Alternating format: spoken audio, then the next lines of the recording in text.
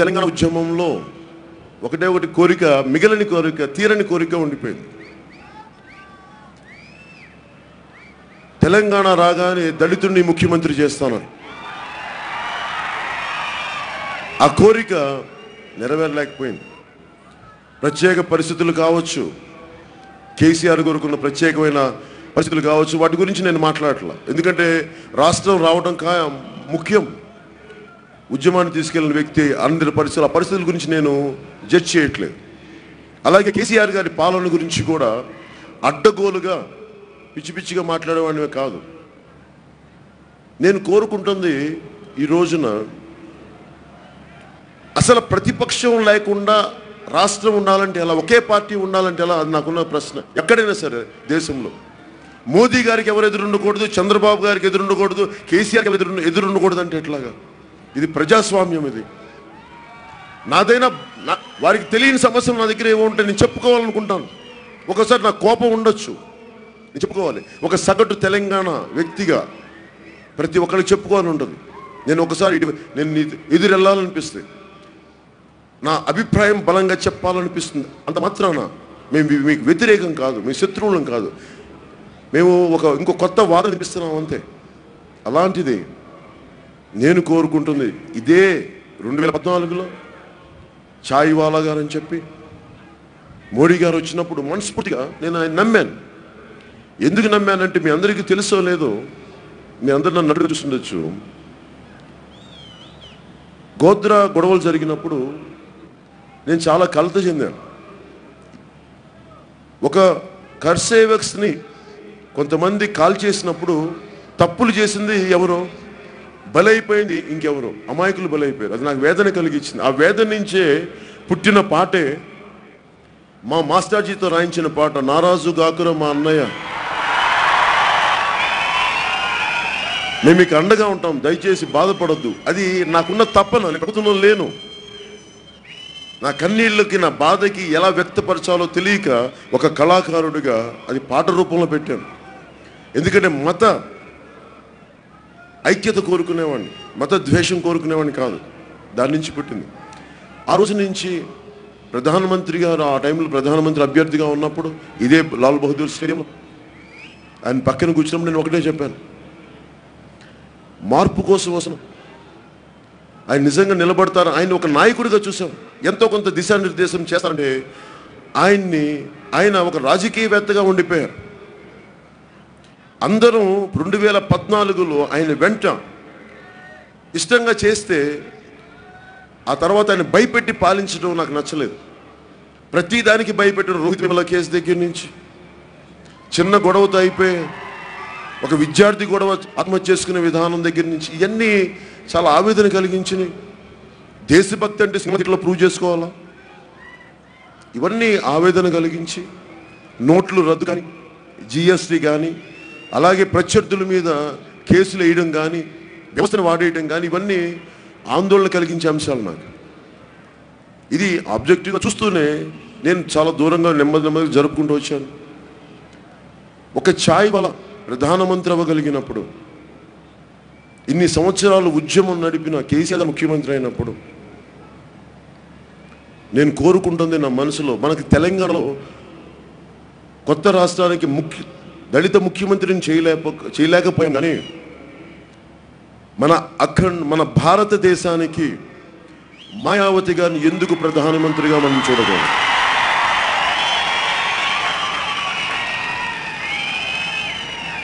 ఆ ఒకరే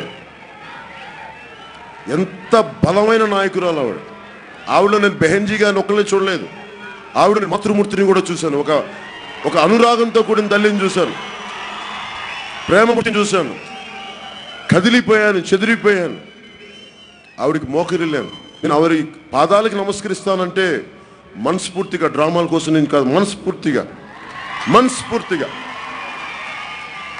అంటే ఉత్తరప్రదేశ్ లాంటి రాష్ట్రంలో అడుగడుగున గుండాలుండి అలాంటి చోట్ల ఒక్కరే వచ్చి లా అండ్ ఆర్డర్ అంటే మన భేదం లేకుండా బీఎస్పీ ఎమ్మెల్యేలు తప్పు చేసినా కానీ వాళ్ళని రోడ్డు మీద నడిపించేంత బలమైన వ్యక్తిత్వం. అలాంటి వ్యక్తులు కదా ప్రధానమంత్రి అయితే ఈ దేశం ముందుకెళ్తుంది. నేను కోరుకుంటున్నాను ఈ రోజున తెలంగాణ నేల నుంచి ఈ నేల దళితుని ముఖ్యమంత్రిగా చూడాలని ప్రతిధ్వనించింది ఈ నేల, కోరుకుంది ఈ నేల. వందలాది విద్యార్థులు యువత చనిపోయారు తెలంగాణ కోసం. పరిస్థితులు ఏమైనప్పటికీ నెరవేరలేకపోయినప్పటికీ ఈ రోజున తెలంగాణ నేల నుంచి ఈ అలయన్స్ ఎందుకు బలపడాలి అంటే తెలంగాణకి ముఖ్యమంత్రిని దళితుల్ని చేయలేకపోయాం, కానీ మన దేశానికి ప్రధానమంత్రి మాయావతి కావాలని మనం నిర్ణయించుకోకపోతే, మనం చెయ్యకపోతే, మనం అండగా ఉండకపోతే మనందరం ద్రోహం చేసిన వాళ్ళు అవుతాం. తెలంగాణ రాష్ట్రం విడిపడ్డాక మనం కామ్గా అయిపోయాం, మన కోరికను చంపేసుకున్నాం. మీరు రెచ్చగొట్టడానికి చెప్పట్లేదు, ఆలోచించండి. కేసీఆర్ గారికి ఇబ్బంది పెట్టాలి ఆయనకి నేను చెప్పట్లేదు, మిమ్మల్ని వెళ్ళి రోడ్ల మీద ధర్నాలు చేయమని చెప్పట్లేదు. మీరు ఓటు అనే ఆయుధం ద్వారా మాన్యవర్ కాంశీరామ్ గారు చేసిన విధానాన్ని మీరు ఒకసారి ఆలోచించి ఈ రోజున మీ అలయన్స్కి మార్పు రావాలని కోరుకుంటున్నాను తెలంగాణలో. ఈ రోజున టీఆర్ఎస్ ఈ పార్టీలన్నీ అది అనేక మిశ్రమాలు, అంటే కాంగ్రెస్లో నాయకులు వచ్చేసారు, టీడీపీలో నా ముందే తిట్టిన కేసీఆర్ గారిని నా ముందే తిట్టిన తలసాని శ్రీనివాస్ యాదవ్ గారు కానీ, ఎర్రబెల్లి దయాకర్ గారు కానీ, వీళ్ళు తెగ తిట్టి కేసీఆర్ గారిని ఈరోజు వాళ్ళతో జాయిన్ అయిపోయారు. అంటే వీళ్ళెవ్వరు మనకి పనిచేసే వాళ్ళు, ప్రజలకు పనిచేసే వాళ్ళు, వాళ్ళ కోసం వాళ్ళు పనిచేసుకునేవాళ్ళు. అది వాళ్ళ పద్ధతి. నేను కోరుకుంటుంది సరికొత్త తెలంగాణ రావాలి అంటే కన్వెన్షనల్ పొలిటికల్ లీడర్స్కి ఇవ్వడం కాదు. నిజంగా ఈ రోజున మనకున్న 119 అసెంబ్లీ ఎన్నికల్లో కానీ జరిగి ఉండుంటే ఎంతమంది ఉస్మానియా విద్యార్థులకి నేను అసెంబ్లీ పోటీ చేయడానికి అవకాశం ఇచ్చేవాడిని, ఎంతమంది యువతకు అవకాశం ఇచ్చేవాడిని.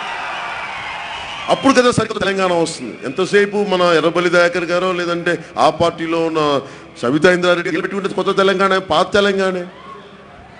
సరికొత్త తెలంగాణ కావాలంటే సరికొత్త యువత రావాలి తెలంగాణలో. కాదు ఇది ఆవేశంతో తెలంగాణ రాకూడదు, ఆలోచనతో కూడిన తెలంగాణ రావాలి. పునర్నిర్మాణం కోసం బలమైన తెలంగాణ రావాలి అంటే తలసాని గారి లాంటి నాయకుల వల్ల అవ్వదు, మీలాంటి యువత వల్ల అవుతుంది. ఇక్కడున్న బలమైన ఉద్యమాల కోసం పనిచేసిన ఆడపడుచుల వల్ల అవుతుంది.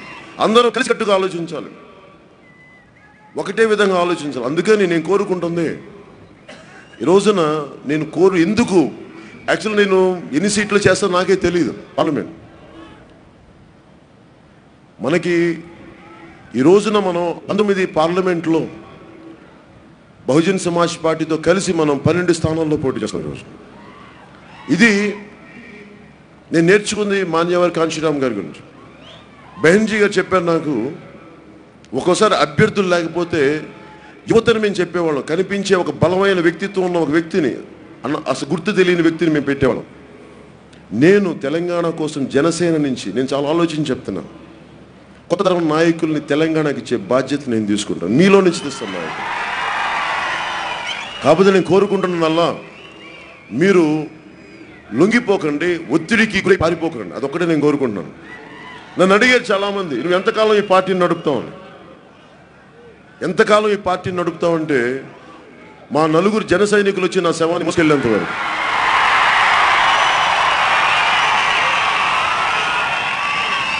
ఆదిలాబాద్లో తాండాలకు వెళ్తే, ప్రజారాజ్యం పార్టీ టైంలో తాండాకి వెళ్తే, ఆదిలాబాద్ తాండాలకు వెళ్తే ఒక కన్ను లేని తల్లి, కన్నుగుడ్లు లేని తల్లి, ఒక గిరిజన తల్లి కన్నీళ్లు పెట్టుకుంటూ, కంటిలో కన్నుగుడ్లు లేకపోతే కన్నీళ్ళు వస్తే నాకు తెలియదు, వచ్చి ఆవిడ అడుగుతుంది. అందరూ చెప్తున్నారు మీరు చెప్పండి మన పార్టీ వస్తే అవి ఇస్తాం అంటే ఆవిడ ఏమన్నా నాకు కొంచెం నీళ్ళు కావాలి తాగడానికి, కొంచెం మంచినీళ్ళు ఇప్పించు, ఎందుకంటే మేము దూరంగా వెళ్ళి తెచ్చుకోలేకపోతున్నాం, మంచినీళ్ళు లేదని. అంటే సగటు అవసరాలను కూడా మనం తీర్చలేని పరిస్థితి. ఇది ఒక దేశానికి ఒక నది చాలదు, ఒక దేహానికి ఒక రక్తనాళం సరిపోదు. అలాగే తెలంగాణకి ఒక నాయకులు సరిపోరు, అనేక వేల మంది నాయకులు కావాలి. ఆ వేల మంది నాయకులు అన్ని స్థాయిలు, పంచాయతీ స్థాయిల నుంచి కార్పొరేషన్ స్థాయి దాకా, మున్సిపాలిటీ దాకా మీలోంచి కొత్త యువత రావాలి. అప్పుడు లేకపోతే తెలంగాణ వచ్చినందుకు నిజంగా నిష్ప్రయోజనం అవుతుంది. మీరు బయటికి రావాలి మీరందరూ.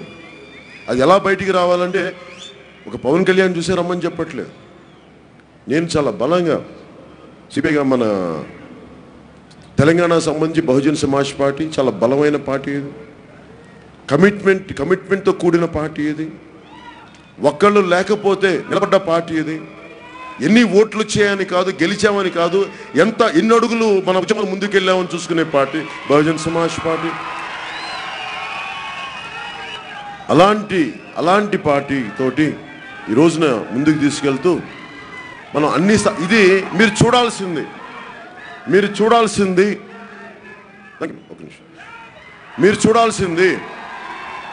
చూడాల్సింది ఈ ఎన్నికల్ని ఎట్టి పరిస్థితుల్లో గెలిచేయడం, ఎట్టి పరిస్థితుల్లో పోరాటం చేయడం చాలా ముఖ్యం. 12 స్థానాలు పోరాటం చేయడం చాలా ముఖ్యం. నేను అదే కోరుకున్నాను. పోరాడితే పోయేది బానిస సంఖ్యలు తప్ప.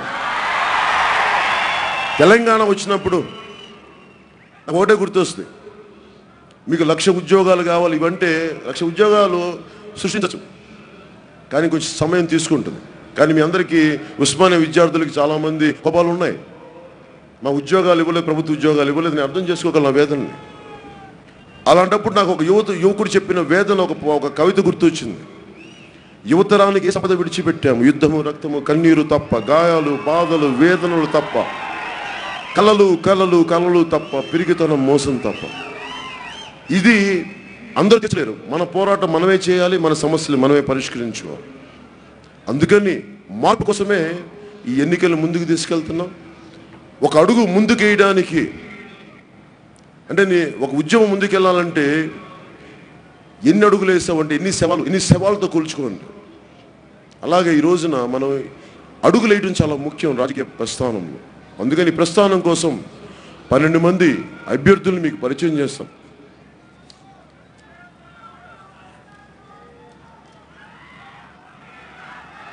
నా కోసం అండగా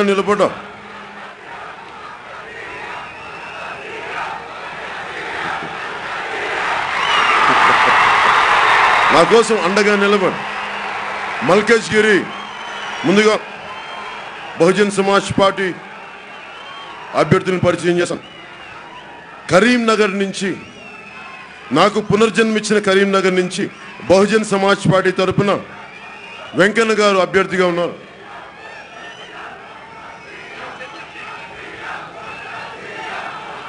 అలాగే పెద్దపల్లి నుంచి బాలా కళ్యాణ్ గారు బహుజన్ సమాజ్ పార్టీ నుంచి నిలబడుతున్నారు. అలాగే వరంగల్ నుంచి బి శారదం గారు నిలబడుతున్నారు.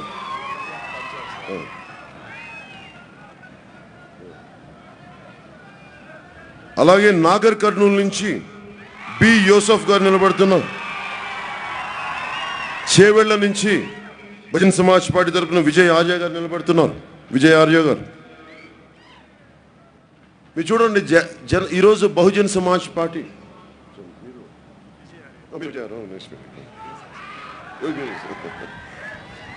ఈ రోజున మనం కానీ లేకుండా కానీ ఉండుంటే, బహుజన్ సమాజ్ పార్టీ కానీ లేకుండా ఇంతమంది కొత్త వ్యక్తులు, అభ్యర్థులు ఈ రోజున రాజకీయ రంగంలో కనిపించేవాళ్ళు కాదు. ఇంతమంది ఈ సమస్య అంటే ఈ పరిస్థితి వచ్చిండేది కాదు. కొత్తదనం రాకపోతే క్షీణించిపోద్ది ఏదైనా సరే. ఇంకా కొత్తదనం కోసం కొత్త తరాన్ని తీసుకొచ్చాం, అండగా నిలబడే వాళ్ళని తీసుకొచ్చాం. అలాగే జనసేన నుంచి ఆదిలాబాద్ నుంచి నరేందర్ నాయక్ నిలబెడుతున్నాం. అలాగే ఖమ్మం నుంచి సత్యనారాయణ గారు నిలబెడుతున్నాం. మహబూబాబాద్ నుంచి భువ్యా భాస్కర్ గారు నిలబెడుతున్నాం.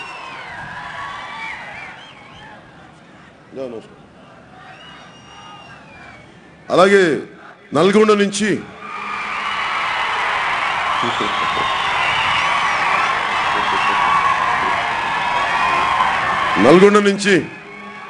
అమెరికా నుంచి వచ్చేసి తెలంగాణ కోసం ఉండాలని చెప్పి వచ్చిన సతీష్ రెడ్డి గారిని నల్గొండ అభ్యర్థిగా నిలబెడుతున్నాం. నిజామాబాద్ నుంచి బుస్సాపూర్ శంకర్ గారు నిలబెడుతున్నాం. ఒక నిమిషం. అలాగే సికింద్రాబాద్ నుంచి జనసేన పార్టీకి నేను సినిమాలో ఉన్నప్పుడు నాకు అండగా ఉన్న జన సైనికుడిగా స్టార్ట్ చేసి ఈ రోజున జనసేన నాయకుడిగా వచ్చి అయిన మా శంకర్ గౌడ్ గారిని సికింద్రాబాద్ నియోజకవర్గానికి జనసేన పార్టీ తరపు నుంచి అభ్యర్థిగా నిలబెడుతున్నాం. అలాగే నాకు వెన్నంటే ఉండి 2008 నుంచి అండగా ఉన్నాం బొంగునూరు మహేందర్ రెడ్డి గారిని మల్కేజ్గిరికి నిలబెడుతున్నాం. అంటే నా ప్రజెంటేషన్ ఏంటంటే ఈ రోజున మనం బహుజన్ సమాజ్ పార్టీ కానీ జనసేన కానీ లేకుండా కానీ ఉండుంటే ఈ రోజున పోరాటం చేయడానికి ఇంతమంది బయటకు వచ్చేవాళ్ళు కాదు. ఈ రోజున చేస్తున్న పోరాటం మనకి ఎన్ని సీట్లు వస్తాయో నాకు తెలియదు. కానీ నేను తెలంగాణ ఉద్యమం నుంచి నేర్చుకుంది మార్పు కోసం ఒక అడుగు ముందుకు వేయకపోతే మనం ఎప్పుడు మార్పు తీసుకోలేం. అందుకని ఈ రోజున ఈ మార్పు మొదలు పెడుతున్నాం. అక్కడున్న ఉస్మానియా విద్యార్థులు ఒక రోజున మీలో చాలా మందిని ఆర్ఈసీ విద్యార్థులందరినీ చాలా మందిని అనేక రకాలుగా మిమ్మల్ని అసెంబ్లీ స్థానాల్లో చూడాలని నేను మనస్ఫూర్తిగా కోరుకుంటున్నాను.